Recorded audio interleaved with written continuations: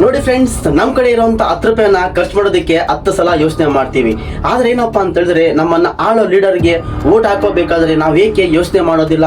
ಅವನು ಕೊಡೋ ಬಿಟ್ಟಿ ಗ್ಯಾರಂಟಿಗಳಿಗೆ ಹೊಡ್ಕೊಂಡು ಮತ್ತೆ ಅವನು 500 ರೂಪಾಯಿನ ಇಟ್ಕೊಂಡೇನಪ್ಪಾ ಅಂತಾರೆ ಅವನಿಗೆ ವೋಟ್ ಹಾಕೋದು. ಇಲ್ಲ ಅಂದ್ರೆ ಜಾತಿ ಗಣಿತ ಮುಖಾಂತರ ಅವನಿಗೆ ವೋಟ್ ಹಾಕೋದು.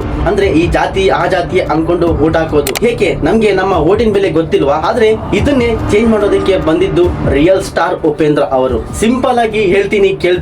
ಏನಪ್ಪಾ ಅಂತ ಹೇಳಿದ್ರೆ, ಈಗ ಇಲ್ಲಿರೋದು ಏನಪ್ಪಾ ಅಂತಾರೆ ರಾಜಕೀಯ ಏನಪ್ಪಾ ಅಂತಾರೆ, ರಾಜರು ಆಳ್ತಾರೆ, ನಾವು ಪ್ರಜೆಗಳು ಏನಪ್ಪಾ ಅಂತಾರೆ ಅವ್ರು ಹೇಳ್ದಂಗೆ ಕೇಳಬೇಕು, ಮತ್ತೆ ನಮ್ಮ ಕೆಲಸಗಳು ಸಮೇತ ಕರೆಕ್ಟ್ ಆಗಿ ಮಾಡ್ಕೊಡೋದಿಲ್ಲ. ಆದ್ರೆ ನಮ್ಮ ಒಂದು UPP ಪಕ್ಷದಲ್ಲಿ ಅಂದ್ರೆ ಉಪೇಂದ್ರ ಅವರ ಉತ್ತಮ ಪ್ರಜಾಕೀಯ ಪಕ್ಷದ ಏನಪ್ಪಾ ಅಂತಾರೆ, ಇಲ್ಲಿ ಪ್ರಜೆಗಳು ಅಲ್ಲಿರೋ ಕ್ಯಾಂಡಿಡೇಟ್ ಏನಪ್ಪಾ ಅಂತ ಹೇಳಿದ್ರೆ ಅವನು ವರ್ಕರ್ ರೀತಿ, ಅಂದ್ರೆ ಜನಗಳ ಕೆಲಸ ಮಾಡ್ಕೊಡ್ಬೇಕು. ಜನಗಳ ಕೆಲಸ ಮಾಡ್ಕೊಳ್ಳಿಲ್ಲಪ್ಪ ಅಂತ ಹೇಳಿದ್ರೆ ಅವನು ಅರ್ಧ ವರ್ಷಕ್ಕೆ ಕಿತ್ತು ಒಸಿಬಹುದು. ಇದನ್ನೇ ಉಪೇಂದ್ರ ಏನಪ್ಪಾ ಅಂತ ಹೇಳಿದ್ರೆ ರೈಟ್ ಟು ರೀಕಾಲ್ ಅಂತ ಹೇಳಿದ್ದು. ಇಲ್ಲಿ ಉಪೇಂದ್ರ ಅವರು ಹೇಳುವಾಗೆ ಪ್ರಜಾಕೀಯ ಪಕ್ಷ ಏನಪ್ಪಾ ಅಂತಾರೆ, ಇದು ಬರೀ ಭಾಷಣದ ಪಕ್ಷ ಅಲ್ಲ. ಇದೇನಪ್ಪಾ ಅಂತಾರೆ ಒಂಥರ ಸೈನ್ಸ್ ಇದ್ದಾಗೆ. ಇದಕ್ಕೆ ಒಂದು ಫಾರ್ಮುಲಾ ಇದೆ. ಆ ಫಾರ್ಮುಲಾ ಏನಪ್ಪಾ ಅಂತಾರೆ SIT ಅಂತ ಹೇಳಿ. ಇಲ್ಲಿ ಎಸ್ ಅಂದ್ರೆ ಶಿಕ್ಷಣ ಅಂತ ಅರ್ಥ. ಶಿಕ್ಷಣ ಏನಾದ್ರೆ ಈ ಒಂದು ಸರ್ಕಾರಿ ಶಾಲೆ ಏನಪ್ಪಾ ಅಂತಾರೆ 5 ಸ್ಟಾರ್ ಹೋಟೆಲ್ ರೀತಿಯಲ್ಲಿ ಅವರಿಗೆ ಸೌಲಭ್ಯಗಳನ್ನ ಸಿಗ್ಬೇಕು.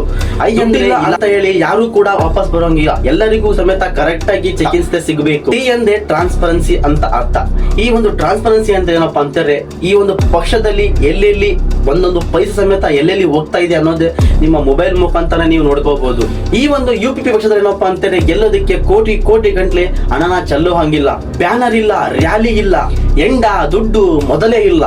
ಕೇವಲ ಒಂದು ಹ್ಯೂಮನ್ ಐಡಿಯಾಲಜಿ ಮೇಲೆ ಇಲ್ಲಿ ಎಲೆಕ್ಷನ್ ನಡಿಬೇಕು. ಉಪ್ಪಿ ಸರ್ ಡೈರೆಕ್ಟ್ ಆಗಿ ಮೀಡಿಯಾ ಮುಂದೆ ಹೇಳ್ತಾರೆ, ನಮ್ಮ ಉತ್ತಮ ಪ್ರಜಾಕೀಯ ಪಕ್ಷದ ಸಿದ್ಧಾಂತಗಳು ನಿಮ್ಗೆ ಗೊತ್ತಿಲ್ಲಪ್ಪ ಅಂತಾರೆ, ನಮ್ಮ ಪ್ರಜಾಕೀಯ ಪಕ್ಷಕ್ಕೆ ನೀವು ವೋಟ್ ಹಾಕೋದಿಕ್ಕೆ ಅರ್ಹರಲ್ಲ ಅಂತ ಹೇಳಿ. ಅಂದ್ರೆ ಇಲ್ಲಿ ಯಾರು ವೋಟ್ ಹಾಕ್ತಾರೋ ಅವನು ಸಮೇತ ಈ ಒಂದು UPP ಪಕ್ಷಕ್ಕೆ ಏನಪ್ಪಾ ಅಂತಾರೆ ಒಬ್ಬ ದೊಡ್ಡ ಜವಾಬ್ದಾರನಾಗಿರುತ್ತೆ. ಅಂದ್ರೆ ನೀವೇ ಹೇಳಿ, ನಿಮ್ಗೆ ರಾಜರು ಬೇಕಾ ಅಥವಾ ನಿಮ್ಗೆ ಕೆಲಸ ಮಾಡೋ ಒಬ್ಬ ವರ್ಕರ್ ಬೇಕಾ ಅಂತ ಹೇಳಿ. ನೀವು ಬದಲಾದ್ರೆ ಮಾತ್ರ ಈ ಸಿಸ್ಟಮ್ ಬದಲಾಗುತ್ತೆ.